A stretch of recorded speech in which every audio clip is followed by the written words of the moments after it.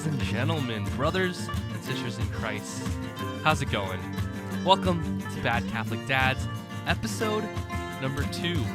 I'm one of your hosts, Jon Perez, alongside my partner, formerly known as the Doctor, Derek Rogers. How's it going, Derek? Good. I think still currently known as the Doctor. That DR is probably going to be with me for the rest of my life. So. Yeah, I don't think actually a lot of people know that story. Do you want to explain that story real quick, Derek? Why I call you personally the Doctor? Yeah. Well, and it's funny too because I had family calling me that for a while too. My family in Georgia, they would call, he would call me the Doctor. That's a lot of it too was I loved dinosaurs growing up, and so I don't know if paleontologists are called doctors at all, but they would always say it because that Derek Rogers is that DR, so I'm always the Doctor. The doctor without the medical degree. So I think technically, if you have a doctorate degree, anyone can be called doctor if you have a doctorate degree. But yeah, DR. I gave you the nickname Derek Rogers, DR, for your initials. Actually, when I was growing up, I had a couple friends call me JP. Okay. Yeah, so it's kind of like the same thing. Anyway. Look, see that one of my role models was Alan Grant from Jurassic Park, and he was Dr. Grant, and there you are, JP as Jurassic Park. So I guess I love Jurassic Park. It's a match made in heaven. How's your day going? Tiring day. You had a busy day. I heard. It's just been busy. Work has been incredible. Big fundraisers going on, and we went out to see Beauty and the Beast, the whole family. How was it? It was something else, man. You have a childhood memory, and it just is kind of, and having my kids see it because they knew the animated one. It was a long movie, but it was just interesting to see all the little twists. Okay. Yeah, it's really long. They added like new songs too. Which I heard. And they add a lot of depth to characters. A lot of good dad themes going on in that we'll have movie. To, maybe we can do a review once we see it, because I know. Excuse me, I have a little bit of a cold. Sorry if you hear the sniffles, but. My wife, a huge Disney / Beauty and the Beast fan, and she's been wanting to see it, and I personally kind of don't want to see it. I think I like my idea of my childhood being intact, you know, with all these live action remakes. So, but I'm actually more excited to see it now, so we'll probably go see it sometime. Yeah, I think my wife would agree with your wife about this, where she was a huge fan of it, and I think Beauty and the Beast is one of her favorite all-time animated ones. Oh, yeah. And definitely. She loved Harry Potter, so to see Hermione again, it just kind of all comes together. Very cool. But yeah, it was entertaining. I would suggest seeing it just because got some good dad themes in there for people. Okay, cool. Ladies and gentlemen, we want to get right into it. We don't have that much time. This episode number 2, Bad Catholic Dads, episode number 2. First of all, before we start the show, I just want to thank you for all your support. I've gotten so many kind words from friends, from strangers. Shout out to some people on Twitter. People have been privately messaging me on through text messaging. And I thank you so much to everyone who's had some kind words for Bad Catholic Dads. As you know, we just launched, I guess, a couple weeks ago when this episode comes out.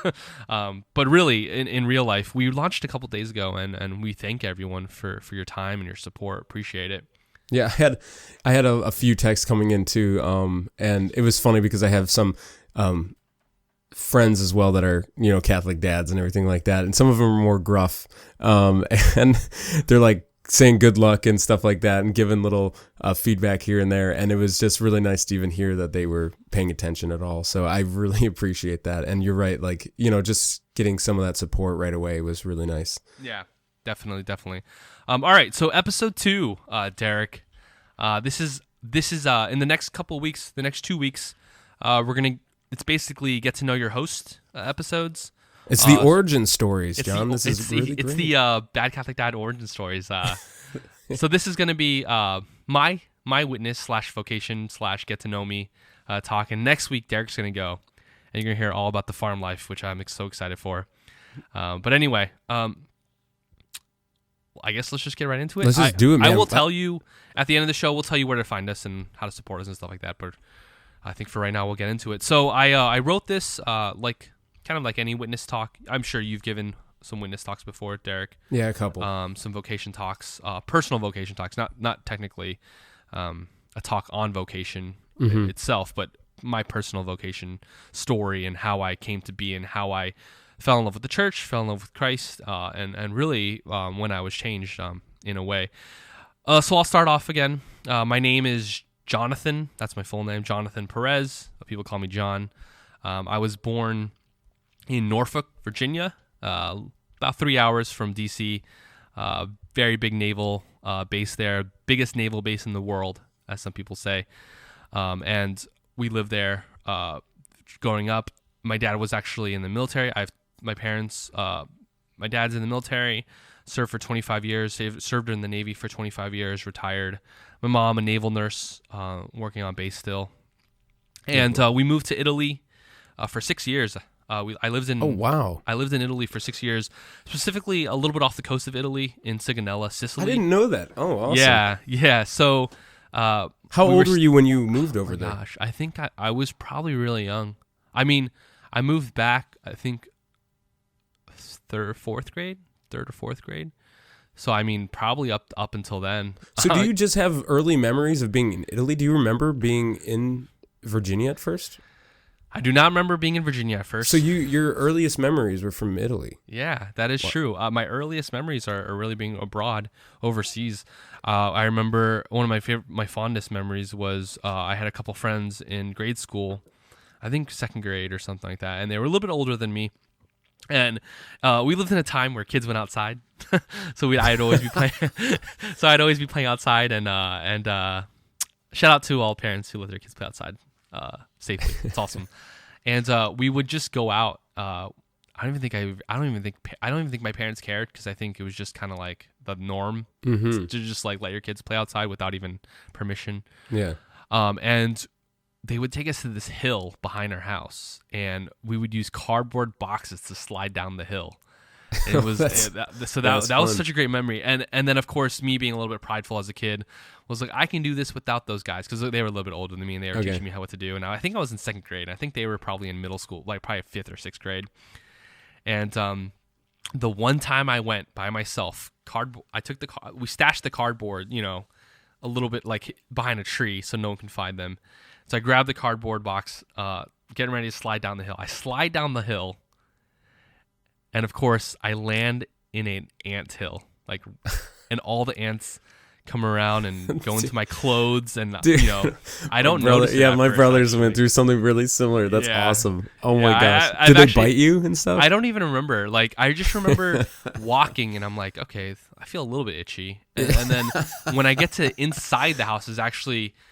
When I actually looked inside, like my shirts and my pants, and I was like, "Oh my goodness, there were so many ants in my pants." It was I got ants in my pants. It was a very traumatizing thing for me. Oh my goodness. My babysitter actually just threw me in the shower basically at that time. So anyway, so how many siblings did you have at that point then when you were in Italy? So my brother, I had one younger brother, and then towards the tail end of being deployed there, our family being deployed there, my youngest brother. I have two younger brothers, Jeremy and Jarl. My youngest brother was actually born in Italy, so. Oh, okay. So really cool. Is he the only natural born Italian then? He's not naturally. I mean, I guess technically he is born in Italy, but he was born actually in a naval base, or on a naval base. So gotcha. Actually, I think the rule is if you're born on American soil or in a naval base overseas, you're actually American. Still made in U.S. Okay, still made. I don't even know the word for it, but yeah, still made in the U.S. Still got the tagline on his T-shirt, "Made in the USA." Okay, gotcha. So, and then you came back, so you're back. So we came back, and growing up, I graduated from. We lived in actually Chesapeake, Virginia. Which is probably like 20 minutes away from Norfolk. Norfolk is probably the most popular, or Virginia Beach, if you guys know. You guys know Virginia Beach. Oh, yeah. Love Virginia Beach. Yeah, that's where I'm from.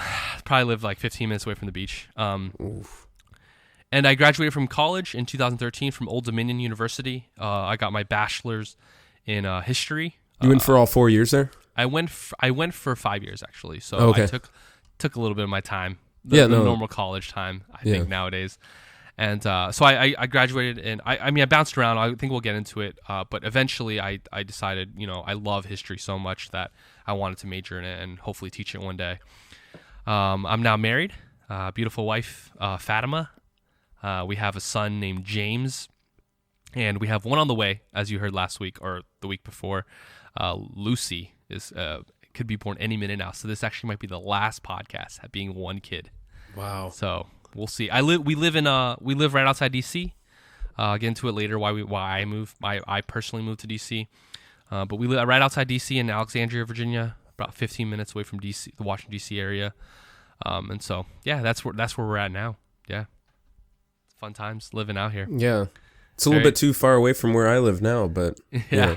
We'll make it work. Yeah, exactly. All right, so I wanted to kind of start this witness/personal vocation talk podcast episode, technically, with a story about God's love and really one of the first times I ever experienced God's love through other people. And I tell the story this is kind of like my famous story. It's not really famous because I'm not really famous, but I tell it anytime I give this talk. So I have this cousin, one of my best friends in the entire world. We're really close. We've been close pretty much since birth, since he's been born. I'm a little bit older. We just moved back to the States, so fresh off being back from Italy, right, Derek? Mm-hmm. And so me and this cousin, shout out to my cousin right now, Lee.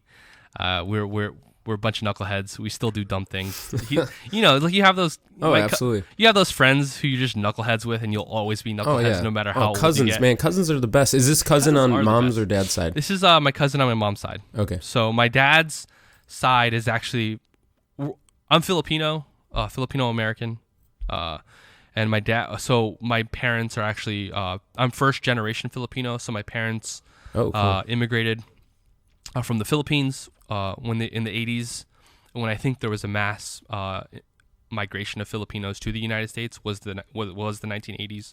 A lot of Filipinos came then to the United States. They settled in naval bases actually around the U.S. Little history. So during the World War II era, obviously, there was a lot of battles in the Philippine and Japanese Sea because of Japan, right? We were island hopping, fighting Japan. And one of the places that the United States Navy set camp is in the Philippines, actually, with General MacArthur. And and they actually recruited a lot of Filipinos to help them fight. And they promised a lot of Filipinos, this is post-World War II now, if you join the Navy, you basically get a free citizenship to become a United States citizen. Oh. And so a lot of Filipinos took advantage of that deal because obviously, the American dream being such a wonderful thing, in the 80s and the 90s, of course. And my dad is actually a beneficiary of that, right? He joined the Navy and got his U.S. citizenship that way. So I don't even know where I'm going with the story. Anyway, so my dad we were stationed in Italy, and we come back to the States, and we're living at my cousin's house because our house isn't finished yet. We're getting a house, our old house, and so we're living at my cousin's house, and of course, me and my cousin are knuckleheads, and we box. We actually just box. We used to box all the time and wrestle all the time. We used to be big into WWF back then. Oh my gosh, yeah, that's way back then. Yeah, way back then. Now it's WWE. Anyway, so we start boxing, and we're punching each other, ducking, stuff like that. And this is actually the pre-story to this story. I just want to tell a funny story. And we're boxing, and we're like, dude, what would be even more insane? If we boxed in the dark. I'm like, how the heck are we gonna box in the dark? It's daytime, and we're just looking at each other, and we're like, oh man, closet. So we go into the closet, and it's not a walk-in closet. Granted, it's one of those skinny closets you just hang coats in. And we're just punching each other in the dark. I don't know. We're dumb, and then all of a sudden I just slam him in the face, right in the nose, and I just hear crying, and I'm like, uh oh, and we come out, and his just face is all bloodied, and I'm like, oh my nice job, goodness, John. this is not good. We're never box. Don't box. If anything, don't box in the dark. Anyway, so my real story is that God's love and. So I'm an idiot, of course, knucklehead kid that I am, and I just moved back to the States, so I don't even know what's going on in the States. And my cousin, we're hanging out at his house. My parents are gone, taking care of the house, and so it's really up to it's really up, it's the supervision's really my cousins and my aunt and uncle. Okay. So my aunt and uncle are watching us, and my cousin has a birthday party to go to, and he says, "Hey, John, next door, my friend's having a swimming birthday party. Swimming birthday party. All right, they have a pool." All right. Yeah. And I'm like, "Cool, man. Like that's awesome. Like I love to go swimming, right?" And I look. Actually, we're in his backyard when he tells me, and I look to my left, and I see a pool. I'm like, "All right, I can't wait to swim." But there's nobody around that pool, and I'm like, "Okay, that's cool. Maybe no one's there yet." So we start getting ready to go out. Put swimming trunks on, towel, sunscreen, whatever. And I go to the backyard. Of course, I'm an idiot, and I start climbing the fence. Oh my gosh. To this pool that I'm gonna swim in. That I think that there's a birthday party here. Yeah. Nobody's there yet. And I'm like, why is anyone there? My cousin runs out and he's like, "What are you doing?" And by then it was too late. I was already foot over, jumped down, and it was actually the next door neighbor's pool. Their other next door neighbor. Granted, the party was on the other side. Yeah. And so I go into it's a brand new pool. So if you know anything about pools, they have to dig it out, right? A lot of mud is everywhere. They actually have to tear up the grass around the pool. Oh no, So I get muddied, straight up muddied. And of course, I'm still an idiot. I don't understand what's going on here. Again, I just moved back to the States. Those Italians, man. Yeah, I don't understand. They just do whatever they want over there.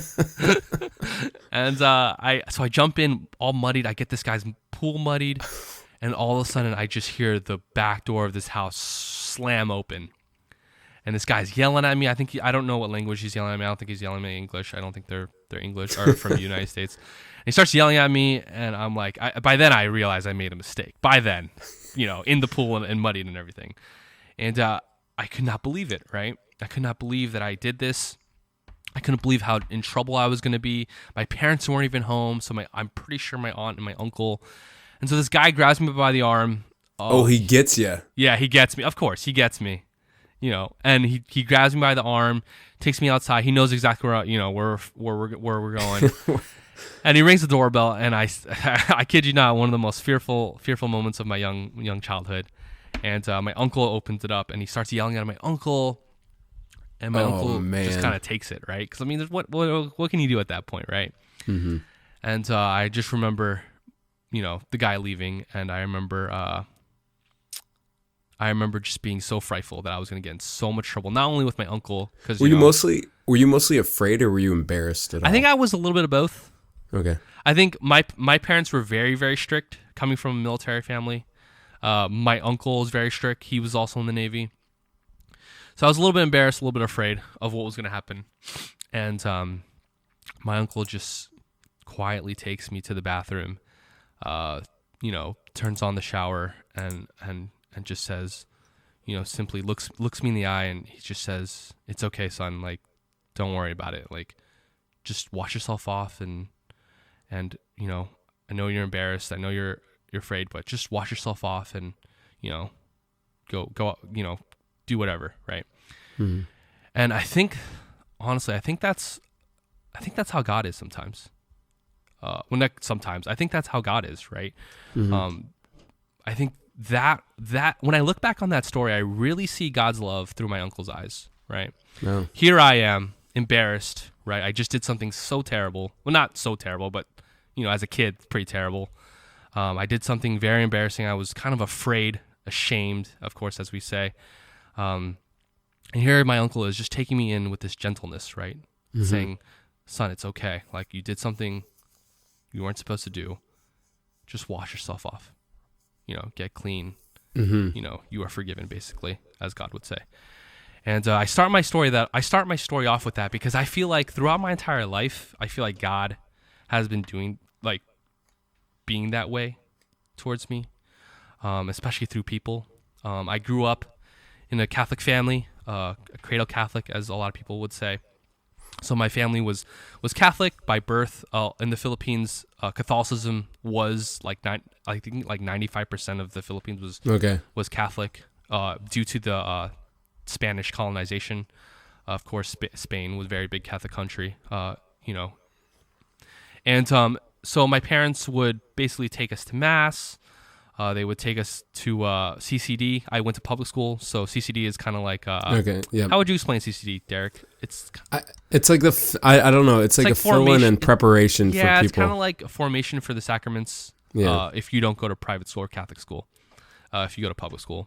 Mm-hmm.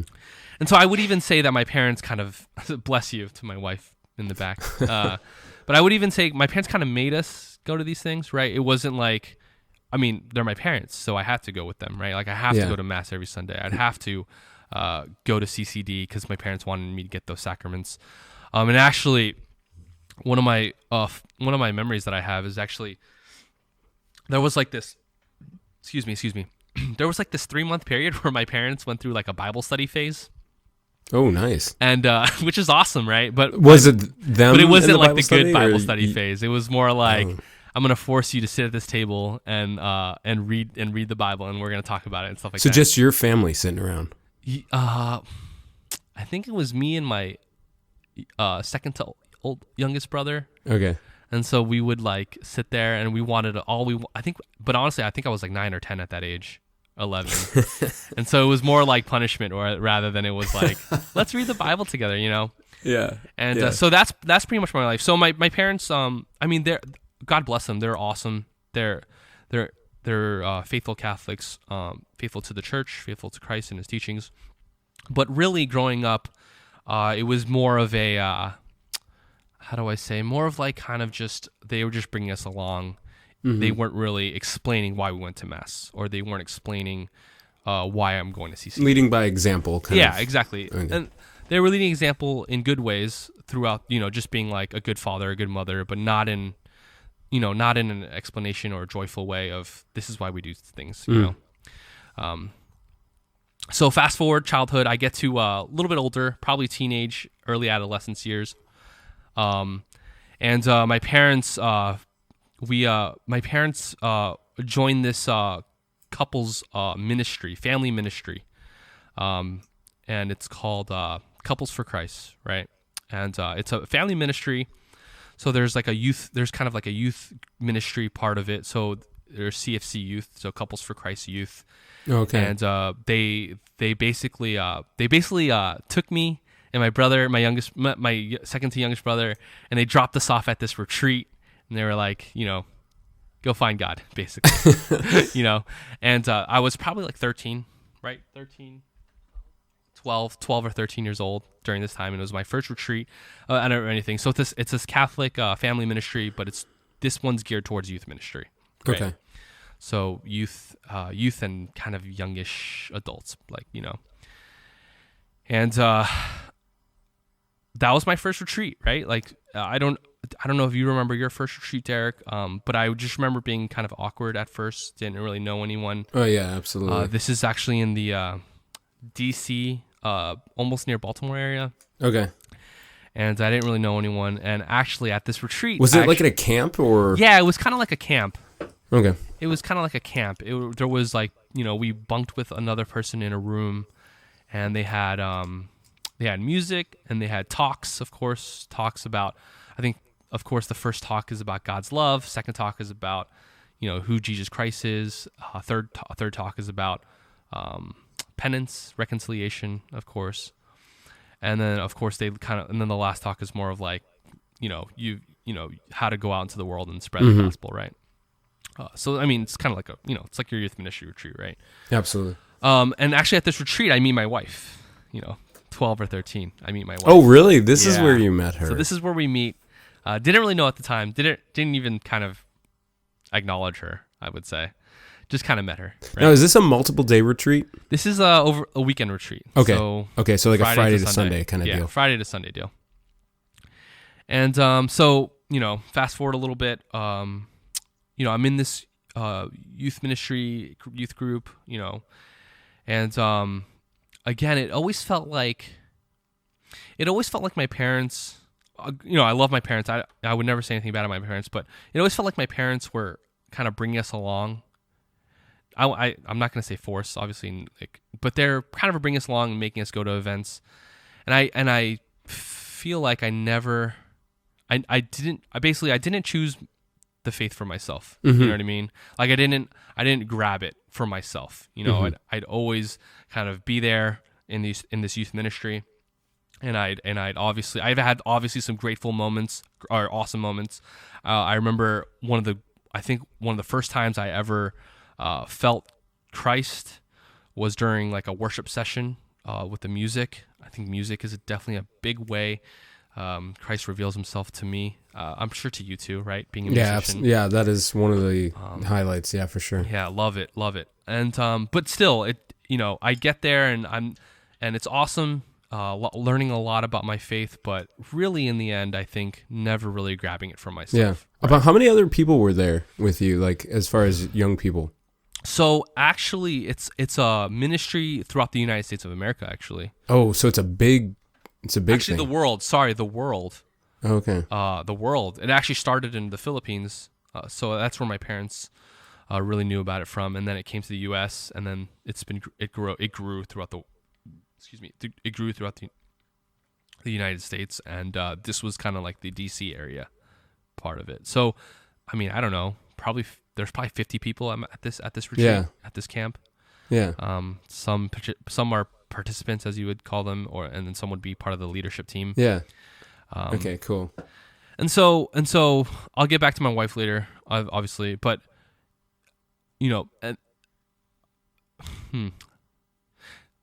I guess I will talk about my wife now. So my wife, we meet through this.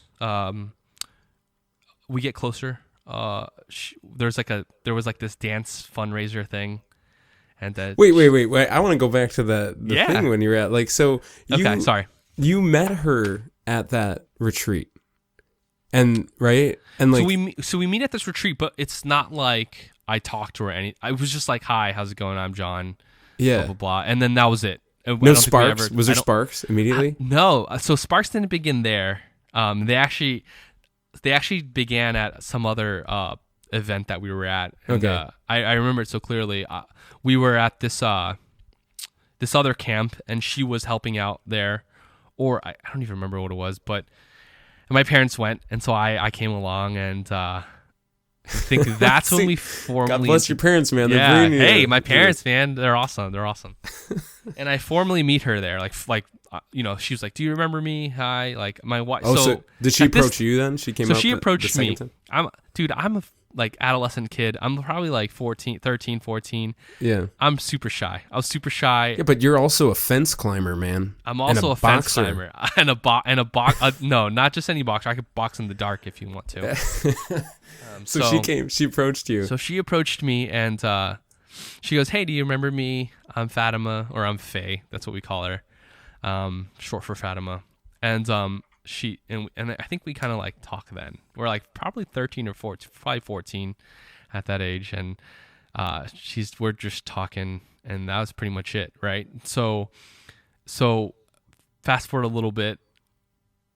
I kind of was in her mind for a while. I think she liked me way before I liked her, right?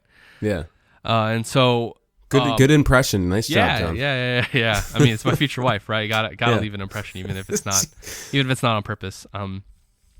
So fast forward, there's events through these ministries, through this family ministry, and one of the events was a fundraising event for to raise money so people can go to conferences and retreats and stuff like that. And one of them was a dance, and this is really where things got started between my wife and I, or my wife and me. Yeah. How old were you at this point? 14, okay. 15. 14, 15. Yeah, my wife is shaking her head here. She's like, ugh. Huh? Probably, I would say 15. I would say 2003. See, that's why wives are incredible, man. They help keep these important things. Dude, this is the vocation of marriage at its finest. It is. When your wife helps you out, figure out It doesn't things. mean you don't care. It just means that you forget the days sometimes, and that's why we have these women to help us here. Oh yeah, exactly. Shout out to all the wives and to wives everywhere. The memory bank that they are. Memory bank that they are. So yeah, we're 13. You're about 15 at this 2003. point. Yeah, 13, 14, 15. And there's this dance that's going on, fundraising dance, and it was she made up this excuse that it was Sadie Hawkins. She says no, that's what it was. It was Sadie Hawkins. So she actually lives in DC. She's lived in DC her whole life in the area. I live in Virginia Beach. And so anytime we would go to an event, my parents would actually drive us up to DC. Yeah. So that's our connection right there. And so I guess I was in her mind a lot. Well, apparently, John, nice job. Apparently, right? She calls me out of the blue, my house, and at this time we have phone lines or the good old fashioned landlines where you'd have to. I don't think any kids know what that is anymore. You'd have to call the house, and hopefully you get the person. But if you don't get the person, you have to ask. Hey, is this person here? Yeah, the best when the dad picks up or something. Exactly. Yeah. Oh my gosh, yeah. So she actually got her brother because she was so shy to call me. Wait, her brother asked you out? No. Her brother called my house to ask for me, and then when I got on the phone, her brother passed off the phone to me. Okay, smooth. And she was like, "Hey, just like I didn't know if you were going to this fundraising dance. It's Sadie Hawkins, and I wanted to see if you wanted to go together." And I was like, "Yeah, sure." Like being a little bit naive, I was like, "Sure." Like I think it'd be fun. Hopefully, we're going.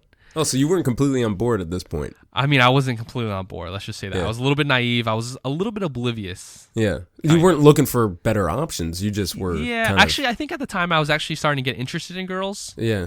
I mean, that's kind of weird to say, but I mean, obviously I'm a guy, so interest in girls comes, fairly easy. Kind of naturally. Yeah. But I think it's around the time where I'm kind of getting really interested in girls, being dumb and, trying to find a girlfriend or whatever, being 14-ish.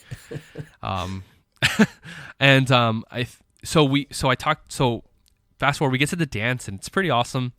We had a great time. I wore this little tux that was a little bit too big for me because it was my dad's tux. Dude, this sounds so cute, man. It is pretty cute. I'll have to show you some pictures. Yeah. Maybe Did you go out to dinner beforehand? No. So actually, the dance started, and because we lived 3 hours away, we were late. Because we left like a couple hours before the dance and we hit traffic. Fashionable. You guys were fashionable even back then. We were fashionably late even back then, right? And so, yeah, it was a fun time. Like, we were probably, 13, 14 again, like I said, really young. We got to dance. We danced together. We got to... Do you remember any of the dances specifically? Like any songs? Was there any... Yeah, I remember a slow song. The last slow song actually is the only one I remember. It was Every Time I Close My Eyes. Every Time I Close My Eyes by Babyface. Oh, very good. R&B song. And that was our final song. And after that, we started talking on the phone a lot. We'd have to call after 9 p.m. because that's when minutes were free. Oh, dude, I remember those times. Yeah. Do you? Yeah. We'd have to call after 9 p.m. because minutes were free. I don't know if anyone knows about that. Probably, if you do know, you're good job. You're probably old. If not, you're probably young. Welcome to the club. Well, so anyway, we start talking a lot, right? On the phone, school nights, blah, blah, blah. We get into this long distance relationship. I ask her out on May 31st, 2004. Nice. So we're probably 14, 15 at this age. And, 15 because 89. I was born in 89. And so we start dating. We have a long distance relationship. And we're still doing this ministry together. And we start going to conferences together, start getting into our faith together. I actually feel like, obviously, a shout out to my wife because my wife is really a big part of my faith life, always leading me to God and to Christ. And eventually, we actually dated really young, Derek. I mean, 2004, 14 years old, started dating, and we dated actually throughout high school. So she's my high school sweetheart. That I always, when I talk to the high schoolers that I work with, it's always like your relationships, like unless you have God at the center of that relationship at such a young age, they're pretty much going to fail, in my opinion. Like I have the success stories are very low, and fact that I think that's a testament to at least Fatima too, just for kind of help picking you out of that crowd and like getting you on track a little bit. Sure. Yeah. No. Yeah. So during high school, it's a lot of that, right? It's a lot of God was at the center of our relationship. We prayed together. I mean, he had to be, right? Like, if you think about it, this is a long distance relationship at 14 years old throughout high school. Yeah, you guys aren't mature at this point. We're not mature it takes at all. Something big. Yeah, at all. So it really does take something big to anchor that down, right? But eventually, of course, we start drifting apart. God, just like you said, right? God actually started to go outside of a relationship, or to go out. We kind of pushed God outside of a relationship, starting making the relationship more about us. Struggling with a lot of things together. And then eventually we realized that we really dated young. We didn't really, we don't even know ourselves yet, right? At that age, right? She's a year older than me, so she went to college. She's 6. Did I say a lot older than me? No, I think she said a year older. I didn't hear a lot. I mean, see, there's my wife's voice in my brain. So she's a little bit older than me. She's 6 months older than me. So, but in schooling years, she's a year older than me. So she goes to college a year ahead of me. Okay. And we drift apart, and eventually we actually decide to end the relationship. No way, really? Yeah, really. So, long distance relationship throughout high school. High school sweethearts, right? But again, like you were saying, God. By the end of it, God really got pushed out of the relationship on our part, Yeah. And so, it wasn't a healthy relationship anymore. We weren't leading each other towards Christ, which I think is a huge thing. If you're in high school, and you have a spiritual life, guys, like, it's so important to keep Christ in the center. No, right? If you're in a relationship, there is no doubt. Period. Yeah, period. Right. But we actually used to call it the triangle, right? Such a cheesy thing, but it's so awesome, right? It's like, God is at the top, we're on the sides. If you're looking at a triangle, the closer we get to God, the closer we get to each other. It's very cheesy. Cool. Yeah, very cheesy, that. But yeah. We drift apart. We decided to end the relationship. Wasn't a healthy relationship anymore. She went to college. I stayed in Did you do that over the phone, or did you do that in person? Like, how did that? Over the phone, over the phone, I think. It's kind of impossible to see each other at this point, right? I mean, because it's just like long distance, man. Exactly. You gotta she gets more into her faith, which is awesome, which is what I think she did. My wife is a saint. So she gets more into her faith. And of course, me being heartbroken, not having the foundation like she did, right? Or like she has, because, her family is very big into the faith. Her family's always shown her the joy of going to mass, formation, stuff like that. And my family, I love my family so much, but didn't really have the strongest foundation, at least for me, right? Yeah. And so I started getting into a lot of bad things, right? I started getting to other relationships that were very secular and were unhealthy. Just getting into relationships because I felt like everyone was doing it, right? I was in high school. Yep. I fell into that same kind of feeling too. Yeah. And I started drifting away from really my vocation, my future vocation, drifting away from God, of course, and a little bit angry at him at some certain points. And, I get to college, of course, early adulthood, out of my parents' house. And I live the fullness of the college lifestyle, Derek. Yeah. So, what that means, partying, blah, blah, blah, underage drinking, period. And it's pretty much the routine, of the college lifestyle. Didn't really have God in my life at this point. Is this what helped add another year to your college life? This might have added another year to my college life, right? So, like, it's so funny because I'll tell a little bit of a fast forward story and then I kind of retract going backwards. It's funny because actually I've always wanted to major in history. I remember being in high school and my favorite teachers were my history teachers. I love the fact that learning about it, talking about it, National Treasure is one of my favorite movies of all time. Oh, nice. Because of that history standpoint. And really, when going out of high school, my teachers asked me what I wanted to be, and I said, I want to be a history teacher. I want to be a teacher, really. And when I got to college, I kind of lost that vision, right?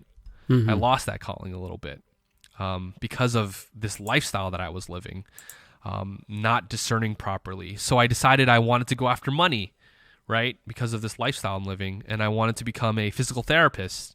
Oh, wow. They make a lot of money, right? But it's very, very hard. And What was your sport interest at that point that was causing you to think about that? my what? Your sport interest? Like, what were you into at that point for sports? Like, were you physical therapy because of sports or? I mean, I don't even know. I mean, I've always been in basketball. Yeah. I played a basketball growing up. Actually played travel team, AU, high school basketball. But at college, I didn't play basketball. Obviously, college. I'm just curious why you would pick. Yeah, like I don't know. that. I think it was the money, right? I think it really was the money. Yeah, I know. Yeah. I mean, I figured, when these people graduate, they make like, $80,000 minimum. Yeah, they starting get out. some nice time off too. I know some people that are physical therapists. It's They're very doing cool. a great job for themselves. For shout sure. out to physical therapists. I have a lot of friends who are in the physical therapy program or are already physical therapists. But I decided to just try it out and go for it. And it just wasn't working out. There was a lot of science behind it and medical behind it. And I wasn't really feeling it. I was in this slump where I was actually like failing some classes because I'd rather get a job and get money than take school seriously. Which So you actually failed some classes? yeah, well, yeah. Nice job, man. That's me too. I did that too. Yeah, it's not very fun, especially when you're Nope. paying for it. Yep. But anyway, fast forward into my junior year, and God puts a simple question into my heart, right? And I think I said this last time on the pilot podcast, if you listen to it, or maybe last week. But God likes to use questions to get my heart stirring, right? And whether it's about my life or whether it's about my future, that's how God talks to me a lot, is through these questions he puts into my heart. And he asked me, or he doesn't ask me directly, but he asked me through my, I guess, consciousness, I guess you would say, or my conscience. And I'm at this party, I'm drinking, I'm having a quote unquote good time with all my quote unquote all my friends. And I'm just like sitting back, and I'm a little bit actually sober than I normally would be, right, at this time. Mm-hmm. And I'm just looking at everybody, and I'm looking at what's going on, and I'm looking at myself, and I'm looking at my life, and I'm looking at everything that I've been through these past couple years. Really a time of idleness, of laziness, gluttony, of course, pridefulness. And I'm like, is this all there is to life?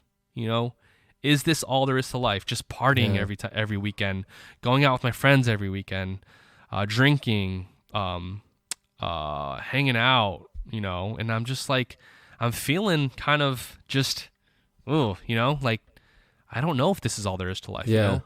I don't know if this is the greatest thing I should be doing. And if you're happy with that too. Yeah, and really, it was a question of happiness. Am I happy with the life that I'm living now? You know what I mean?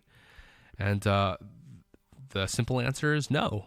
I wasn't happy doing that. I wasn't happy with the way things were going. I wasn't happy with my state of life. I'm again 3 years into college. Probably should be further along, right? And so God puts a simple question to my heart: is there all this is to life, and is this all there is to life? And my short answer is no, probably not, right? Hopefully not. Yeah, Hopefully right not. at that point you're At like, that point. dang. And so at this time, so it's been a couple years since my wife and I had talked. I've been part of that was because actually no, like I'll tell how it was, right? So my wife and I have always had a thing for each other, right? I mean, that's why we're married, right? Mm-hmm. And throughout the several years that we were not in a relationship, we kept kind of coming back to each other and talking to each other. We would kind of fall for each other a little bit, but then we realized it's probably not good, right? She's in a different state of her life, doing things. I'm a different state of my life, not doing things. And so it wasn't healthy. We realized that we keep falling for each other. And eventually she has to say, John, like, I can't do this anymore. I can't keep. Oh, she goes to the Holy Land. I love my wife. She goes to the Holy. She has a pilgrimage to the Holy Land, and I'm gonna tell the story, hun, because I think it's an awesome story. I think it's a great story for a lot of people to hear. But so do it. Yeah. Yes. So my wife goes to the Holy Land. She has this awesome experience. Of course, I mean, it's the Holy Land, right? You're there where Jesus walked. You're there where the early apostles were. You're there where your mother Mary was. And so she has this awesome experience, this awesome pilgrimage. And she realizes, actually, before the trip, she actually believed that we were going to get married. It's really? In her heart. And I'm not in a place where I'm for that. You know what I mean? Mm-hmm. And she tells me that, and she says, hey, I'm going to the Holy Land. I'm going to pray for you because I know you're my future husband. Dude, she's going to war for you. Yeah. How awesome is my wife, right? Man. And so she goes to the Holy Land, and she actually, through prayer, she actually realizes that basically, if God is going to end up having us together, it's gonna, it'll happen on His time and not on, our time. You know what I mean? And she buys this crucifix for me, the Holy Land crucifix, and she gives it to me over the mail or something, over in person or something. And she says, hey, I'm going to give you this crucifix because I no longer can be that anchor for you, to your faith.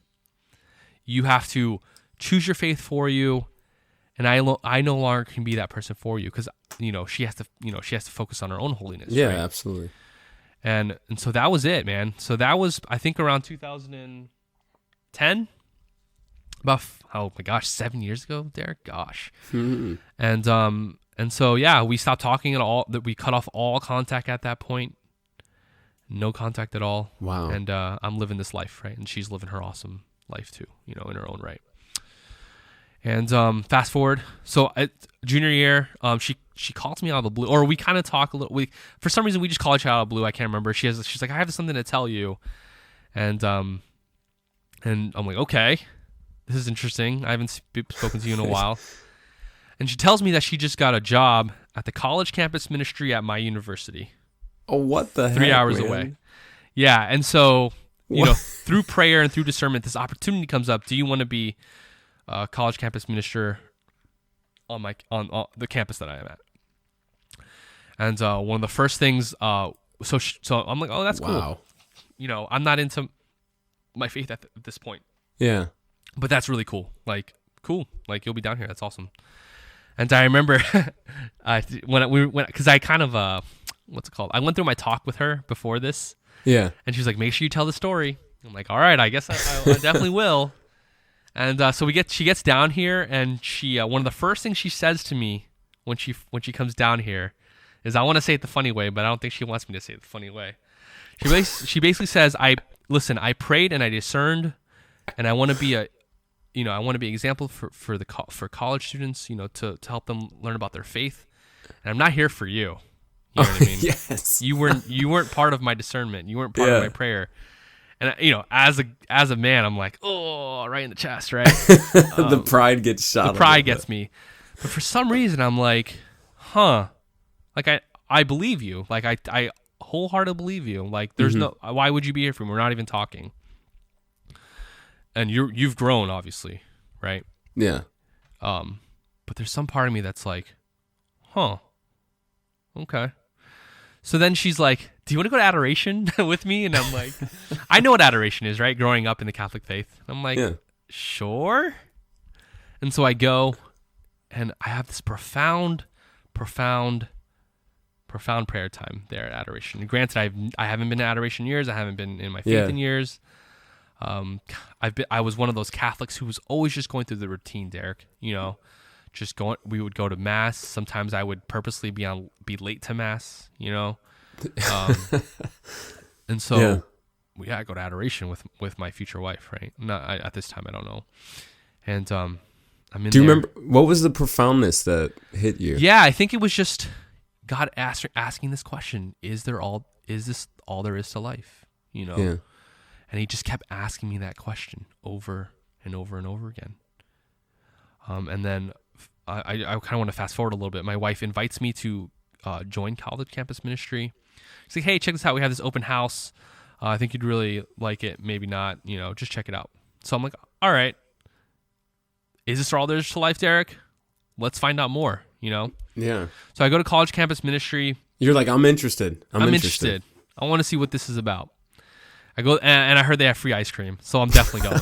I think in the youth ministry space in high school, it's free pizza, right, Derek? Free Yeah, pizza. I mean, the ice cream is a great one too. College is ice cream, right? Poor college students.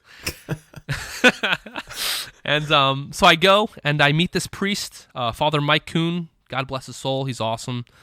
Very funny priest, former clown, actually, Derek. Oh, okay, He's cool. a former clown. He's a fool for Christ. He's a fool for Christ. Actually, that was my wife's screen name at the time. Oh, was it? Yeah, like when we were growing up, when we would talk through Instant Messenger. Yeah. Which is like texting nowadays. Instant Messenger. AIM, right, Derek? AIM. Yeah, AOL Instant With Messenger. the different colors for the text. Yeah, that was actually her IM name. Fool for Christ. That was my wife's. Anyway, so I meet this priest, and I didn't. At this point in my life, I'm like, whoa, this is weird. I'm actually talking to a priest.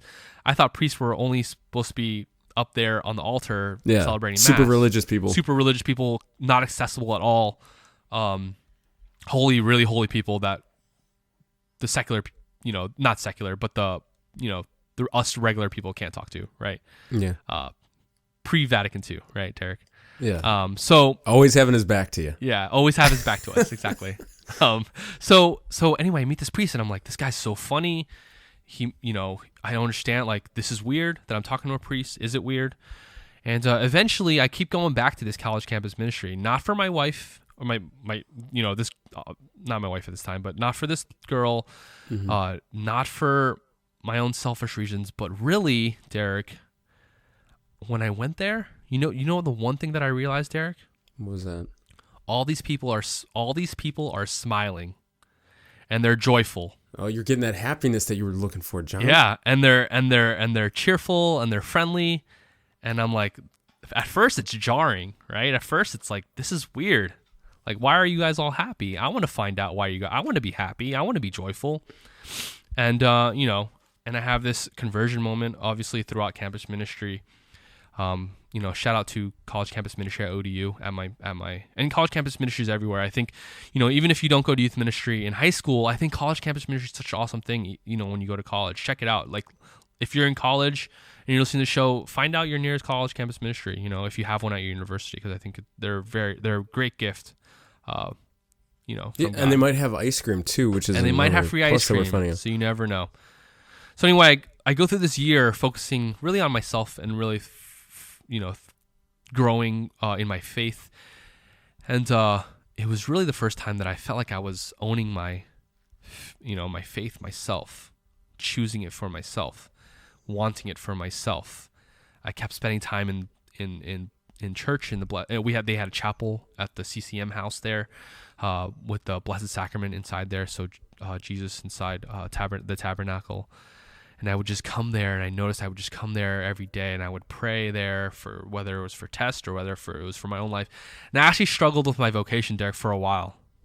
After the initial conversion moment, right? It's growth, I guess you would call it, right? I don't even remember what the church calls it. Do you remember, Derek? We went to that talk, Derek. It was the Bob Rice talk, and first it's conversion, and then it's what? Oh. It's like you're basically learning about your faith more, and then I think the next step is going out and making disciples or whatever. Anyway, so I'm growing in my faith, learning about it even more, and praying. And then, of course, after I learn a lot about my faith, a lot of it has, like, God bless my parents again. All these, all the teachings my parents taught us, and my parents just leading through example, with bringing us to mass. Like, I wasn't a complete idiot when it came to the Catholic Church, right? I was already Catholic, so I should at least know some stuff. You start knowing your stuff, right? And so, a little bit advanced, kind of, on Catholic teaching, and then, of course, just kind of learning my faith more. And then the biggest thing I struggled with was my vocation, Derek. Was I called to married life, or was I called to the priesthood or religious life or whatever? And I didn't really know, And you were open to either one? And I was open to either, right? I used to go to this priestly discernment group for those thinking about the priesthood in college, and also kind of living life too. And honestly, like, I felt like I've always been called to married life. Obviously, that is obvious now, right, Derek? Yeah. But I think the main thing is just being open to whatever God is calling you to, right? And so I did go to these discernment groups. And I do want to talk a little bit about podcasting. I mean, I'm almost to the end. I'm there, guys. We're there. And so I do want to talk about podcasting. Podcasting has been in my life since I was in high school and college. I would listen to many podcasts on YouTube, on my phone, driving. Like, I would listen to podcasts every day. That was my commute. And so I'm just connecting to this podcast, Derek. You know what I'm saying? Yeah. And so, like, I've always had this interest in podcasting. Okay. And so fast forward, it's I graduate, and my wife and I are friends again. You know what I mean? Really good friends. And but there's always this. She's my future wife, so there's always going to be this thing with her, right? This little inkling towards her. And I decided, hey, let's hang out. She was only there for a year, Derek. Okay. So after that year of great friendship, reconnection, she moved back home. That's kind of terrible. Well, I mean, it all worked out, but I'm like, that would be because you're getting your life back in shape. Yeah. And then, yeah. So, but the good thing is you were separate. Like you were on a faith journey. Exactly. Which is what helped it work. Exactly. So she moves back to Maryland and becomes youth minister at this local church in Arlington, St. Agnes, while I'm still in college, last year of college, and I go back to history. So what I was saying before is that when I was at the beginning of college, I kind of had my life a little bit together, and I knew what I wanted, and I knew God was calling me towards history. But when I decided to live the college life and go away from God, I did not know what I wanted to do, and I went to something that I thought would fill me with happiness. And then as I discerned, went on my faith journey, got it all back together. That's when I decided to go back to history and finish it out, right? And so I graduate college. Oh, well, I don't graduate college. I'm in my last year of college, and my wife, I'm just going to keep calling her my wife. It's weird to say anything else. Fatima and I. It's what she is now. That's what she is now. Fatima now and forever. I decide to just, we're talking a lot on the phone, texting again, and then I visit her a couple times because she lives a couple of hours away. We hang out, but then our friendship turns into courtship, and it's more like, all right, guys, all right, there's something going on here. Do we want to further, or do we want to discern this towards a relationship, right?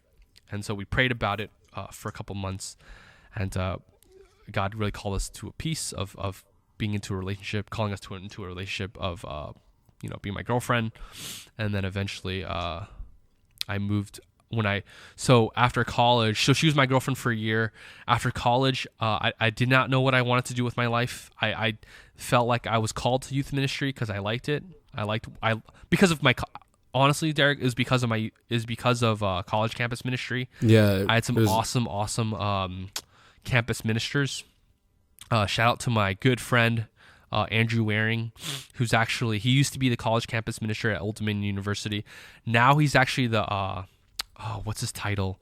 He's at the diocese. He's basically like almost like Kevin Boley is. Oh, okay. For this diocese, he's that for. He's like the director of So he's not the director of youth and youth ministry for the diocese. He's the director he oversees all the college campus ministries in Virginia. Or in the Richmond diocese. Oh, wow. So shout out to you, Andrew. You're really a big inspiration to me in terms of wanting to be called to youth ministry, teaching young people about the faith, right? Or I didn't know if I wanted to be called to teaching, right? So I prayed about it, and I decided to do a full year. I decided to go into youth ministry and do a year of volunteer service with Youth Apostles. I don't know if you ever heard of Youth Apostles, Derek. Yes, I have. They are a ministry in the Northern Virginia area dedicated to serving youth and young adults, right? Some of them are youth ministers, actually. Some of them are other professions, but they all do They all either do ministry on a professional level or on a volunteer basis, right? Yeah. And so I decided to go with them and do youth ministry with them as my discernment year to see if I was actually called to youth ministry, right? I didn't want to just apply to jobs and then not be happy. I wanted to see if it was a good fit, if I wanted to do it. And I did my year of youth ministry, and I got a couple interviews at a couple churches, and I don't think God ever was calling me. It was a blessed and fruitful year, but I felt like God was always calling me to teaching. And so I'm teaching now. I'm a teacher at a. I taught in McLean, Virginia, at a Catholic school. Then the year after, I got my first full-time teaching gig. I teach 4th grade in Maryland, and and then after getting a good job, I decided that I wanted to propose to my. After we were dating again, we knew that I think we knew it. Like, I think it was clear to you at that point that it was clear to us at that point where I think we were both in the position of taking of having the stance that what obviously let God lead, but I think we were both in the position of we knew if we were going to get together again, we were only going to do it if we were going to get married, or we had the intention of getting married, right? And I think a lot of it's great, of course, to explore relationships and to discern and pray about relationships, but I think a lot of people kind of forget the fact that what is a relationship, right? It's supposed to lead us eventually towards marriage, right? Yes. Maybe not the marriage, but hopefully, if you're dating for marriage, right? So anyway, we get together and we date for a year, and then I decide it's time to propose. So I asked her to marry me at St. Matthew's Cathedral in Washington D.C.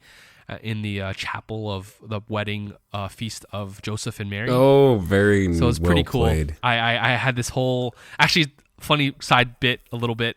When I asked her parents, it was the most scary thing I've ever done. Asking, we're pretty old school and pretty conservative and pretty traditional, Derek. So of course I got to ask the dad and the mom about to marry their daughter. Yeah, I went through that. And you'll have to tell me your story. But I knew my father-in-law loved beer and Corona, and so I bought him like a 12-pack of Corona. And I bought some flowers for my mother-in-law. Nice, you softened him up, dude. Yeah, I had to. So good. And at one point, it was me and my father-in-law and my father-in-law and I, and he was actually like kind of saying no a little bit, kind of not saying no, but kind of like it's his baby girl, right? He's like a little bit kind of like shocked. Yeah. And so I can just tell it was like kind of like a no, but he wasn't saying it flat out. And then the mom came home and she was like, yeah, definitely, like, yeah. And I was like, and then and then that softened up the dad. You're like, please listen to your wife. I know, sir. I know exactly. So I planned out this whole day for her.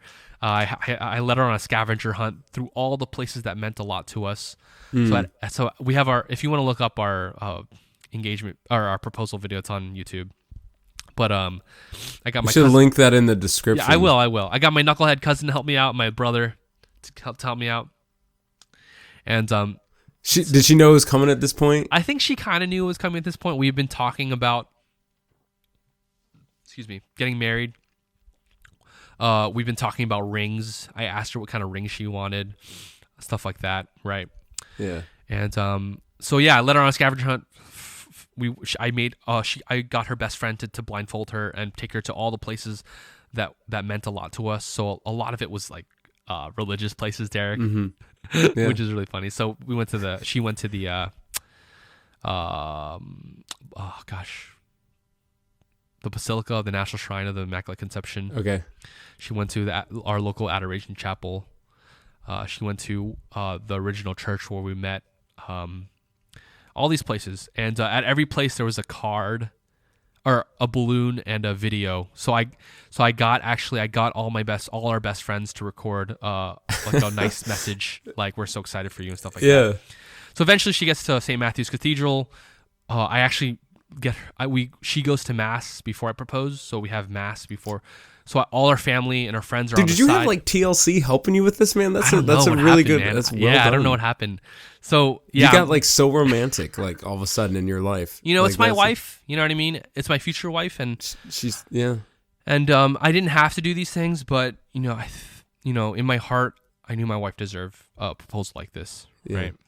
And so we're on the left side, all the way on the left side. I don't know if you've ever been to St. Matthew's Cathedral. It's pretty huge. It's actually I haven't actually. It's actually the seat of the bishop in DC. Oh, is it really? I might be wrong about that, but fact check me on that one, someone. But it's a cathedral, so it's technically a cathedral, and she's all the way on the other side. We go to mass, and the last directions I have for her is to go to the chapel, the side chapel of the wedding feast of Joseph and Mary, and pray there for our relationship. And then I snuck behind her and I knelt beside her, and I kind of gave this little speech of, I want to, basically want to marry you. I want to bring you to heaven, and I want you to bring me to heaven, right? Because that's what marriage is, right? That's your job. It's our job. It's our vocation. And so fast forward, we get married. Did she say yes? Yeah, of course. Okay, good. Yes. Yeah. I mean, you can't say no to that, even if you don't want to. I mean, the amount of work you would put in. I know, exactly, right? So yeah, she says yes. I have the ring. Put the ring on. We celebrate with our family. And so fast forward, we get married May 30th, 2015. Oh, man. Careful. Derek, give some advice about remembering your anniversary, Derek. You get it tattooed. There you go. Yeah, that's it. So yeah, fast forward, we get married May 30th, 2015. A little bit later, we have our first child, James, beautiful son. I just want to quickly, I don't want to gloss over the fact that my wife is a superhero, and really all mothers are superheroes, because, I thought I loved my wife, and I thought I knew my wife before she gave birth, and she gave birth to our son, and I now have her. I mean, I always had her on this pedestal, but now I know that these are mothers everywhere are the true heroes, the everyday, ordinary heroes of an extraordinary thing, which is childbirth, and a shout out to my wife for that. And we've been married almost 2 years now, Derek. Isn't that crazy? And that's going by fast. So we're young. I mean, youngish. I'm 27. Fatherhood has been the greatest blessing of my life. We're really into our parish now. We have a great parish in Alexandria. We don't ever want to leave it, partly because the pastor is so good, and partly because it's so conservative and traditional. And so we're really into our faith life now, and we're praying, not as much as obviously we want to. We're so busy, right, with work and with everything. But I think the beautiness in being a father and being a mother is that even though you're so busy, being with your children is really a prayer in itself. Being an example to your children and being an example to each other in the sacrament that you celebrate every day of marriage, right? And is really a prayer in itself, right, Derek? And so, I guess I'm done. And the only two things I want to say is that my daughter's coming soon, and I have some hopes and I have some dreams for my children. But really, I just want to say that throughout my life, God has always been asking me questions. Right? With this podcast, we've been podcast. If you listen to the pilot episode, if you haven't, if this is your first episode, welcome. But with the first episode, we talked about. Me and Derek and I podcasted before. We podcasted about entertainment. God really used those things to draw us together. And podcasting really has been a dream of mine. And I say that with all honesty and with all humility. And God really, I think when I was podcasting, I really feel like God has given me this gift, this platform. And I just want to say that God has been asking me these questions, whether it's in my early life, is this all there really is to life, or whether it's now in what am I trying to say? In that He's calling me to something deeper with this podcast, right? I had so much fun podcasting with you about Destiny, video games, about Game of Thrones, about Westworld, and Stranger Things and all that. But and all those things are great in itself. I don't know if Game of Thrones is one of those iffy ones, right? In moderation, right? But honestly, like, God asked me, like, with this podcast, He asked me, can we go deeper? Can you share? Can you spread my gospel, right? Can you spread my message? And I think hopefully BCD does that. If it doesn't, then I just hope you're here because we're awesome. No, we're awesome. We have awesome jokes, or that we can be support for you. But in the end, I just want to say that God has been asking me questions throughout my whole entire life, and I just want to, say to the listeners, I just want you to, ask yourself, but also ask God, what is God calling you to, or what are the questions that God is calling you to in your life? And maybe that takes a radical change, like going to adoration, or maybe it takes this radicalness of going to college campus ministry, or maybe it just takes looking at your life, and seeing is there all this is to life, or maybe it just takes silence. You know what I mean? And with my 2 children, my one child, of course, James, Luke, I love that kid. And with my daughter on the way, who I have no absolute thing or idea how to even handle, because I come from a family of boys. My mom doesn't count. If I can be an example, like my parents, they're awesome. I love my parents, but what I want to be with to my children, I think this would be another great topic, and how to share our faith with our children. I think the number one, if I can share the love and the joy that I have for the church and for Christ to my children, I think it'll be a great job done. Yeah. So yeah, Derek, that's my witness story.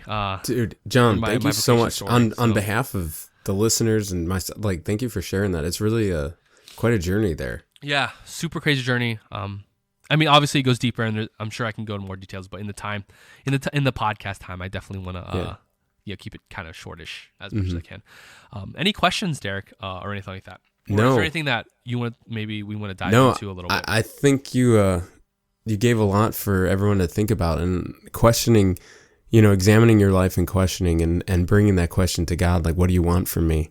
And being able to be like seeking him first in all things that you do. Like, right. I think that was important to your relationship. Yeah. No, definitely.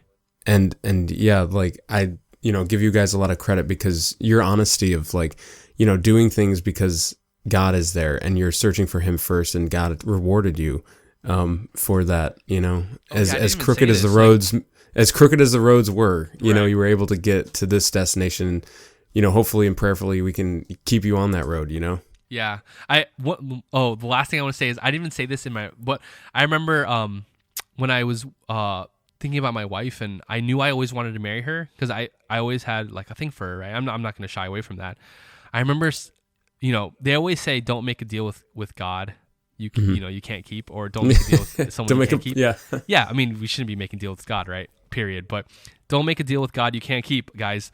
I promised God a long time ago that if we got married, I would bring my family to him. I would consecrate my family to him, and I would offer my family for him, and I would live my life with my family, towards him.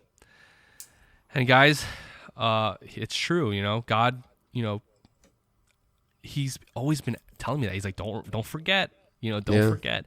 And I think that's a daily reminder to me, just to always lead my family, and as a dad and as the father and as kind of the head of my family, to always remember to pray and to put God at first of all things, right?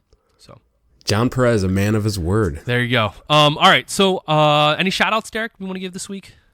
Just to anybody that's been listening, and especially in this time while we're in the process of our kids being born, just thank you to everybody, and your prayers that you've been giving us has been really fantastic. Awesome. I want to shout out a couple people. Obviously, my friend David Schmidt, who's in the seminary in Pittsburgh. Please pray for him. He had some good words again to say when we launched. I want to shout out my brother-in-law, who gave us a really awesome review. I want to shout out my friend Ashley, who's been my best friend since we were 14 years old. And I want to shout out, anyone who's been nice, and anyone who's had some really thoughtful and really nice words for Bad Catholic Dads. And for anyone who listens to this and supports this, thank you so much. I know a podcast is a commitment, right, Derek? Yeah. To listen to one, that you would take time out of your day to listen to us. But really, we hope that we are being led by the Holy Spirit and being guided by God in our podcast. So, our prayers are with you. All right, with that, let's end it. Guys, letting you know, please leave us a review on iTunes, on iOS. You can go into your iOS device or iOS podcast app. You can look up, search for Bad Catholic Dads, and you can hit the review ratings and review tabs. If you can give us a 5-star if you want to.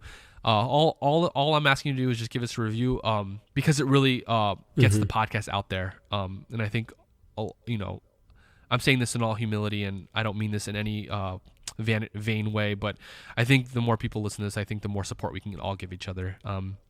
You can find us on YouTube at Bad Catholic Dads. iOS, we're on podcast services around the globe, iOS, SoundCloud, Google Play. You can follow us on Facebook Twitter and Instagram for our social media accounts. If you have any questions or any concerns, or if you want to throw a topic out there like Derek's wife did, I don't know if you got that email, Derek. That was awesome. Yeah. She sent us some very nice words and some topics that we can definitely cover. Oh, that's cool. No, I actually didn't know. Check your email, Derek. It was a really nice message by your wife. She sent us a really nice message after we launched. She listened to the episode and she was so excited for us. Yeah, she told me about it. I didn't know she wrote. She threw out some names we should get as guests, which was awesome. Oh, cool. And she threw out some topics that we should cover. So we'll definitely check that out. And last but not least, I know it's kind of awkward, but if you feel if you feel inclined, or if you pray about it, please support us financially on Patreon, patreon.com/badcatholicdads. Any support would be welcome, even if it's just whatever.